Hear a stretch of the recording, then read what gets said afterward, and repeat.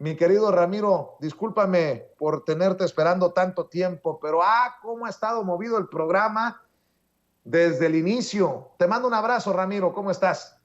Está muy bien, Vicente, escuchando aquí las barbaridades y pues las formas en las que la derecha utiliza la denigración para autodenigrarse. En el caso de ellos, pues obviamente yo tengo un ensayo en Cartas a un Facho que se llama Intelectualidad Mexicana SADCB. Pues obviamente la intelectualidad mexicana se ha dedicado a producir empresas, no ideas, y en ese tenor pues andan ahorita por lo que acabas de exponer, ¿no? Así es. Oye, por cierto, el presidente Andrés Manuel López Obrador hoy exhibió a Héctor Aguilar Camín. Tenemos las declaraciones del presidente para que abunde en su análisis. Vete frotando las manos, mi querido Ramiro Padilla Tondo. Vamos a ver, escuchar al presidente en la mañanera.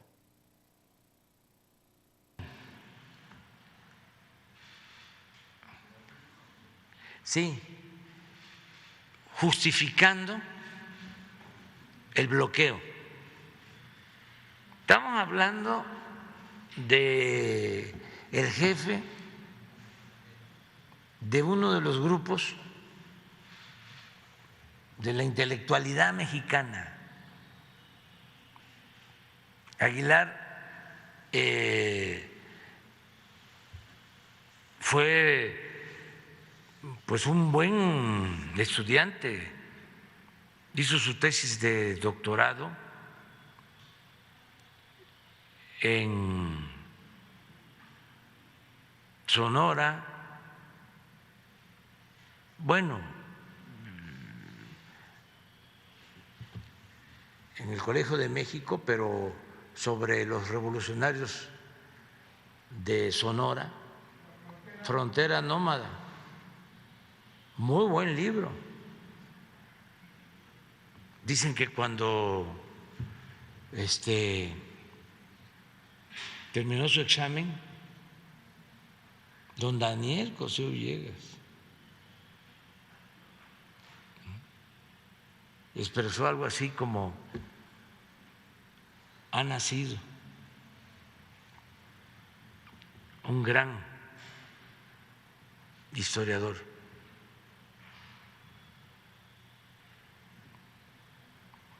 Pero los intelectuales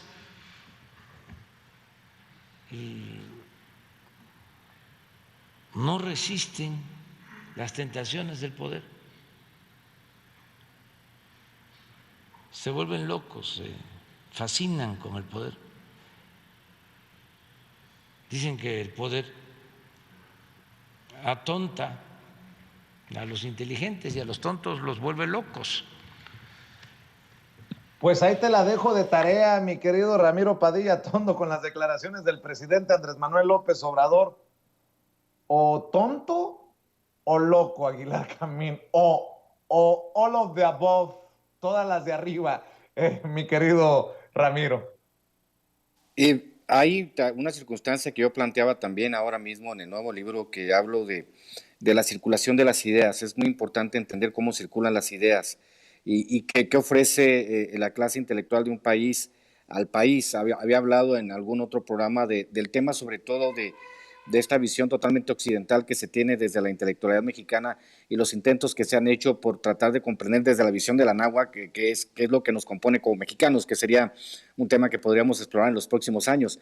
Pero la realidad es que obviamente cuando un intelectual está más preocupado por hacer empresas que por hacer ideas, este es el resultado. Yo de repente, lo hemos dicho en el programa, mi querido Vicente, el tema sobre todo de los abajo firmantes, que decía mi querido amigo el escritor Omar Delgado, que en México la intelectualidad no es una clase, sino una casta. Porque, por ejemplo, en aquella, si recuerdas la carta de la deriva autoritaria, contra la deriva autoritaria, pues firmaron la secretaria, los tíos, el jardinero, la cocinera, firmaron todos y descubrimos que pues no había una clase intelectual sino una casta, que no producía ideas, sino producía rencores. Entonces, cuando cuando esto, como en Pedro Páramo, lo que sucede con la intelectualidad mexicana es que se ha convertido en un solo rencor vivo, pues estas son las consecuencias de no haber entendido, y sobre todo en el caso de Aguilar Camín, que surgió con tan buenos augurios, ¿no? El ser una persona, hasta que el mismo maestrazo Daniel Cosío Villegas decía, es que ha nacido un gran historiador. Pues la función del historiador, como lo he dicho, y en las discusiones que he tenido con algunos corifeos de Krause, pues les digo, es que un historiador no puede ser historia en tiempo real, porque no es la función del historiador. En el caso de Aguilar Camín, pues han perdido el camino, pues obviamente por adoptar una ideología que es contraria al progresismo. Yo siempre me pregunto si hay alguien de la categoría, me dicen que González Casanova, por ejemplo, me decía la profe Rocío, hay personas, Enrique Dussel, Atilio Borón, personas progresistas en México que sí tienen una idea clara de lo que debería ser la intelectualidad. En el caso de estas revistas como la de Nexos y Letras Libres, yo creo que deberíamos de meterle la etiqueta que le mete López-Gatell a los alimentos, ¿no? En el caso de Nexos y Letras Libres tendrían que tener la etiqueta de exceso de conservadores. Esas revistas, porque hay que recordar que más del 80% de las nuevas adquisiciones de libros perdón, está sonando un teléfono, pero eran este tipo de revistas que obviamente que solo tienen el asunto de los conservadores. Entonces, obviamente, estamos ante la circunstancia donde no hay ya un estamento intelectual que tengan ya las clases intelectuales mexicanas. Se acabó, no supieron adaptarse a los nuevos tiempos y estos nuevos tiempos obviamente están haciendo sufrir a todos ellos, están pagando las consecuencias de no haber comprendido los signos de los tiempos, porque hablábamos, acuérdate, desde lo anterior hablábamos del tema del fin de la historia de Francis Fukuyama o lo que hizo Samuel Huntington en el choque de civilizaciones. Estos cuates pensaron que el neoliberalismo llegaría para quedarse y que ellos serían los parteros de la historia, pero sucede que la historia pues nunca es lineal y están sufriendo las consecuencias. Obviamente, hacer el ridículo ya es una cosa que está volviendo costumbre entre Enrique Krause, Aguilar Camín y todos ellos, ¿no? Y tristemente, tantos recursos destinados a estas revistas para que no hayan generado un pensamiento profundo o al menos una estructura de pensamiento que le permita a la gente siquiera discernir qué es lo bueno y qué es lo malo, mi querido Vicente. Así es, mi querido Ramiro, ¿cómo hay temas? Oye, ayer decías que es cosa psiquiátrica la de Felipe Calderón y creo que sí. Fíjate que sigue tuiteando cosas muy cabronas sobre un tema que es doloroso. Ya se montó en este tema del asesinato de los dos sacerdotes jesuitas y dice, ¿tocamos ya fondo? ¿Se olvidará este hecho sin precedentes en días por venir? ¿Prevalecerá la indiferencia de las autoridades o la sonrisa cómica y sardónica de AMLO cuando se presentan las masacres? Ejecuciones de sacerdotes frente a los ojos de Dios. La verdad, te soy sincero, la gente piensa que a lo mejor es pura guasa mía, pero cuando lo leí, casi escupo el café y lo primero que pensé es, chinga tu madre, Calderón. La neta, mi querido Ramiro Padilla Tondo. Pues hay que recordar a Olga Warnat y lo que escribió, yo leí con mucha atención, Felipe el Oscuro, obviamente el tipo padece de alguna suerte de disociación psicótica, por llamarlo de alguna manera, no soy psicólogo, pero yo creo que el tipo, tal como algunos personajes de la extrema derecha en México, hablaba con mi querida Alicia, ahora que la vi en León, hablábamos de que hay mucha gente como los panistas que deberían de estar tomando medicamento, estar en tratamiento psiquiátrico, esa es la realidad. Kenia López Rabadán, Lili Telles, Felipe Calderón, muchos de ellos deberían de estar en tratamiento psiquiátrico, deberían estar tomando sustancias controladas para que no dijeran estas sarta de pendejadas. De repente uno dice, ¿cómo es posible que este cuate que desarrolló una guerra que nos va a costar una generación más o menos limpiar, porque obviamente todo el mundo sale a tirarse al piso, lo vimos en los temas que vamos a tratar hoy, el tema sobre todo el nado sincronizado, donde todo el mundo lamenta profundamente el asesinato de los dos jesuitas, como nosotros los lamentamos profundamente, como lamentamos profundamente el asesinato de cualquier ser humano. Y le recuerdo a Felipe Calderón, de hecho en mi primer libro, Poder, Sociedad, Imagen, hablo de que moría un niño cada 36 horas gracias a la guerra contra el narcotráfico de Felipe Calderón, y de esos números nadie habla. Habla del aumento exponencial de los asesinatos de mujeres en el país, de cómo dejó de ser importante Ciudad Juárez por los asesinatos de mujeres cuando el Estado de México empezó a ganar y ya como dicen, un muerto es una tragedia, 1000 muertos son estadística. Entonces, entender esta parte del sufrimiento brutal, de la expulsión de sus hogares de muchos, el desplazamiento de cientos de miles de mexicanos gracias a la guerra contra el narcotráfico de Felipe Calderón, de la operación Rápido y Furioso, del que nadie rindió cuentas y que fue Felipe Calderón el que lo aceptó, de que todo su círculo de seguridad esté en la cárcel o esté prófugo, y nosotros nos preguntamos, ¿cómo es posible, con qué cara puede salir Felipe Calderón con estos números terribles que tiene y que estamos intentando paliar, que estamos trabajando desde el principio para mostrarle a los jóvenes que no es el camino a la criminalidad, descubrir que un imbécil como este en Twitter sale a lamentarse con su lamento ultracatólico, yunquista y derechista, decir no, y mete una oración ahí y hace como que reza. ¿Rezar qué? Debería estar juzgado por crímenes en La Haya o debería de visitar a su amigo García Luna en Estados Unidos. ¿Por qué Felipe Calderón no visita Estados Unidos ya? Esa es una pregunta que nos podríamos hacer, ¿no? Porque al principio, después de su mandato, se fue un tiempo a Estados Unidos y ya sabes que los norteamericanos agradecen a sus perros fieles y en este caso Felipe Calderón fue un perro muy fiel de los Estados Unidos.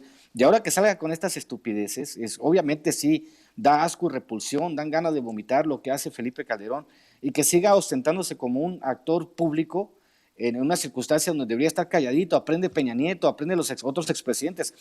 Fox no, porque Fox también es una persona que ya el exceso de sustancias prohibidas le está haciendo daño, pero en el caso de Felipe Calderón debería callarse, o se debería retirar a un convento, o lo deberían de nombrar embajador en Islas Fiji o algo, pero que no esté en la palestra, en la vida pública, diciendo estupideces que él mismo provocó. Es absolutamente ridículo, Vicente. Y luego escribe Felipe Calderón, están muy enojados con este tuit, el que acabo de mencionar. Díganle al presidente López Obrador que el texto no es mío, sino una cita de lo compartido. Para eso son las comillas. Asuman ya su responsabilidad como gobierno. Si no, ¿para qué pidieron el voto si no iban a resolver los problemas de la gente? Pues ahí va otro. ¡Chinga tu madre, Calderón! No. Oye, nada más, como dice mi amigo Charlie. ¿A dónde dijiste, embajador, en dónde? Islas Fiji. No, nada más que no se te vaya a ocurrir proponerlo para cónsul en Ginebra, porque la va a agarrar también allá. Entendió el que entendió. Bien, mi Charlie, bien, andas con todo, filoso. O en Cuba. El día de hoy. Oye, a ver, también el presidente andaba con la espada desenvainada hoy.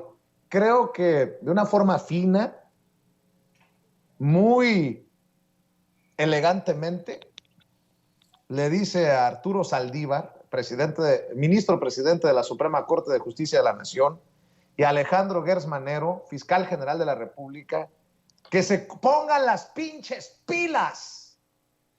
Dice que son parte de instituciones de avance lento. Ojo, el presidente sí los lee a todos ustedes en redes sociales. Sabe que hay un encabronamiento abajo con el paso de tortuga que lleva Alejandro Gertz Manero, solo por hacer referencia a lo que ustedes mismos escriben en redes sociales. Vean y escuchen lo que dijo el presidente en la mañanera. Hola, muy buenos días, señor presidente. Pepe Ramírez, del canal El Charro en Vivo, un canal en medios digitales. Señor presidente, el pasado 1 de junio, la primera sala de la Suprema Corte tenía previsto resolver la controversia constitucional sobre el desafuero al gobernador de Tamaulipas, Francisco Javier Cabeza de Vaca, para determinar si podría ser detenido por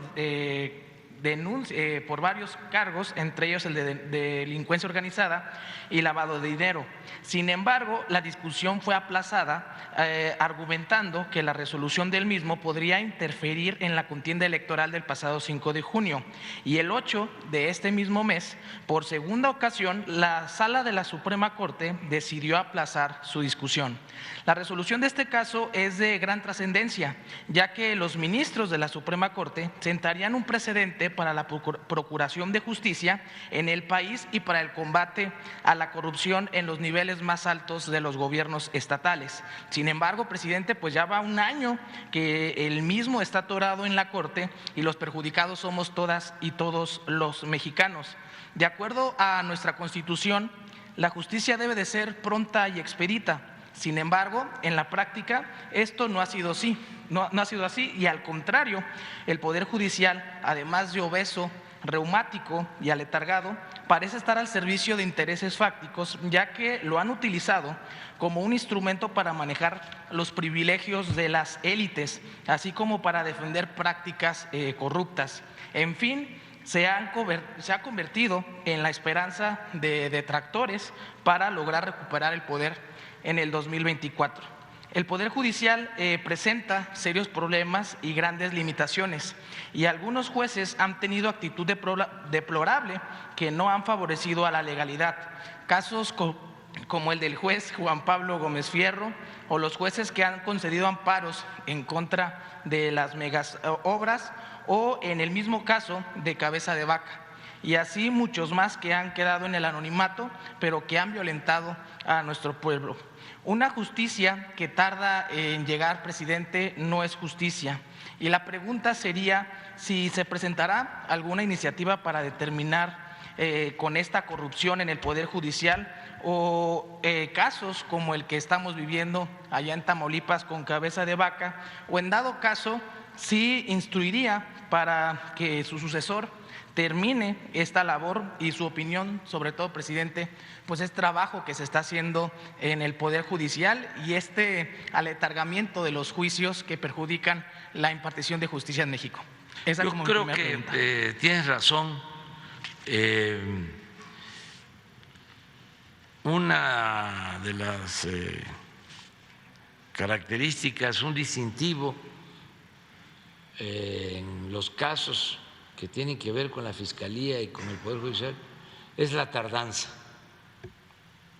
Yo le tengo mucha confianza, lo repito, tanto al doctor Alejandro Gertz, que es el fiscal general, como al presidente de la Corte. Son gentes rectas. Arturo Saldívar es un hombre honesto. También pienso lo mismo, repito, del fiscal, pero son estructuras, cuerpos de avance lento. Así como hablamos del elefante reumático y mañoso, que hay que empujar, así también como sucede todavía en el Ejecutivo, que debemos estar empujando, creo que en estos poderes autónomos se requiere lo mismo. Y entiendo que no es fácil. Pues no sé tú qué digas, no sé qué pienses, Ramiro, pero este es un megamadrazo y tal vez por primera vez el presidente es tan claro sobre estas instituciones de avance lento, dice el presidente, y que así como ha invitado a que empujemos al elefante reumático, pues hay que seguir presionando desde todas nuestras trincheras para que Alejandro Gertz Manero no se nos quede dormido, para que avancen estos temas como el de Cabeza de Vaca en la Suprema Corte de Justicia de la Nación. Más claro, creo yo, ni el agua. Por ahí se me hace que el presidente también ya se cansó de la lentitud con la que avanzan o no avanzan las cosas en la Suprema y en la Fiscalía. ¿O qué dices tú, Ramiro? A mí me parece que la parábola del elefante reumático es bastante acertada. El asunto es que obviamente este elefante reumático ya estaba ahí cuando llegó Gertz y cuando llegó Saldívar. Hay que recordar, por ejemplo, las medidas que hizo Zedillo cuando recortó un buen número de ministros de la Suprema Corte de Justicia para no tener problemas. Sería impensable en esta circunstancia, por ejemplo, que una decisión unilateral del presidente decir, ¿sabes qué? Se acaba la Suprema Corte de la Justicia y empiezo con jueces nuevos. Pues imagínate lo que haría la derecha en el país, se tirarían todos al piso y hablarían de dictadura, hablarían de la deriva autoritaria, hablarían de todo este tipo de cosas. La realidad es que la clase política mexicana, no, como siempre lo he dicho, son rateros, no son pendejos, y crearon todo un marco legal para obstruir en lo posible la justicia, sobre todo en contra de aquellos. Hay que recordar, creo que fue una frase de Mario Fabio Beltrones, donde regañaba a algunos priistas que habían robado más y hasta los invitaba a que regresaran algo del dinero, ¿no? De ese tamaño era el cinismo de los priistas, o sí robé, pero robé poquito, como decía Layín, o la manera en que se han construido los mecanismos de poder en México, que es esa otra parte que es muy interesante. Hay que recordar que el juez que le otorgó el amparo a Cabeza de Vaca ya lo arrestaron, ya lo metieron a la cárcel. Hay que recordar también al juez Gómez Fierro, que es el amparador más rápido del oeste, o sea, ni siquiera sabes para qué es el amparo, ya te lo dio Gómez Fierro, así. Básicamente esto es que el aparato judicial y el aparato de procuración de justicia en México, pues de repente sí sentimos que duerme el sueño de los justos, pero la realidad es que para poder renovar el sistema de justicia en México, para empezar, que la justicia no esté politizada, porque por ahí podemos empezar.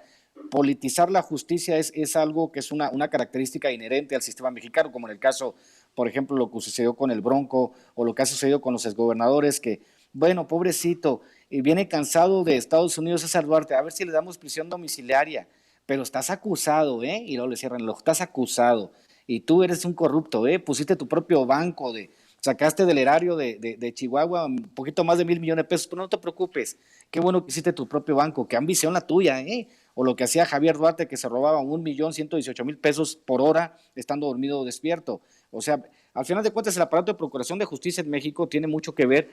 Está bien que el presidente diga que sí, que ya es hora de que empiecen a moverse, pero ¿sabes una cosa? Yo tengo una hipótesis. Yo creo que vamos a ver mucho de la justicia a partir de este año o quizá el 2023 e inclusive el 2024 se van a empezar a ver más avances en la justicia, porque obviamente también hay que recordar que ambos, tanto Saldívar como Gertz Manero, pues tienen un campo minado. Habríamos de preguntarnos cuántos excalderonistas y expeñanetistas siguen trabajando en el aparato de justicia y qué podrían hacer para perjudicar el avance de la justicia, ¿no? Acuérdate que un expediente mal integrado y es, libertad o absolución de inmediato. Es por eso que de repente sí vemos como que en el caso de Gertz Manero y como el caso de Saldívar, pues están avanzando en un campo minado. Sí, uno entiende, uno quisiera justicia rápida y expedita, pero uno imagina la justicia como un caballo de carreras y lo que en realidad tenemos es un elefante reumático, pero el elefante, como decía Monterroso, cuando despertó el elefante seguía ahí, o sea, básicamente es una circunstancia que heredaron ellos de otros sistemas. Imagino la cantidad de expedientes pendientes que debe de tener, sobre todo cuando tenemos un sistema que tiene el 97% de los casos en impunidad, mi querido Vicente. Mi querido Ramiro, como siempre agradecido con tu generosidad. ¿Por qué no cerramos invitando a la audiencia de Sin Censura a los eventos, a aprovechar los paquetes de libros y obviamente seguirte en redes, mi querido Ramiro? Por supuesto, ya saben, se pueden comunicar conmigo para el paquete en preventa de Cartas un Facho y el Pequeño Chairo Ilustrado. Se lo puedes conseguir, yo les mando el número de cuenta. Vamos a empezar a mandarlos a partir de la próxima semana, ya que me entreguen los libros. El próximo sábado a las 4 de la tarde estaremos en la alcaldía. Obviamente nadie nos invitó a la alcaldía de Iztapalapa, vamos a estar en la explanada, hemos estado en el kiosco y vamos a estar ofreciendo los libros de Hojas en Ruta, de Maradot, de Pequeño Chairo Ilustrado, y ojalá ya tengamos los libros de Cartas un Facho. Si no, probablemente estaremos el domingo y el próximo fin de semana, el próximo sábado, estamos planeando irnos al Zócalo con toda la banda para ver si ya tenemos lo de Cartas un Facho para empezar a venderlos en el mismo Zócalo, porque mucha gente me dice, pues no puedo ir hasta Iztapalapa, pero sí me gustaría aventarme el viaje hasta el Zócalo. Entonces estaremos coordinando los eventos para tratar de estar, antes de irme, por supuesto, a Argentina, que será por ahí del 2 de julio. Sí, el 2 de julio estaremos probablemente en el Zócalo haciendo un evento con Cartas un Facho y con los demás libros. Y pues obviamente síganme @Chairo Ilustrado, @Ramiro Tondo. Y muchos de estos conceptos que manejamos hoy, mi querido Vicente, pues aparecen algunos en Cartas un Facho, que hice un trabajo un poco más profundo que el Chairo Ilustrado, que es como un introductorio. Cartas un Facho es un poquito más complejo, y el próximo año que saque el Manifiesto Obradoirista, pues obviamente va a ser mucho más complejo que este. Entonces, pues ya saben, los que quieran conseguir los paquetes se pueden comunicar conmigo por medio de la página de Pequeño Chairo Ilustrado, por mi página escritor Ramiro Padilla Tondo, a través de mi grupo de Telegram Pequeño Chairo Ilustrado, a través de Twitter en mis dos cuentas. y pues ahí estaremos vendiendo, porque pues de eso vivimos, señores, de ofrecer una visión distinta del país a través de la cultura, a través del ensayo, a través de la lectura. Te mando un abrazo, Vicente, y nos vemos la próxima semana. Claro que sí, gracias maestro, el maestro Ramiro Padilla Tondo, hablando sin censura.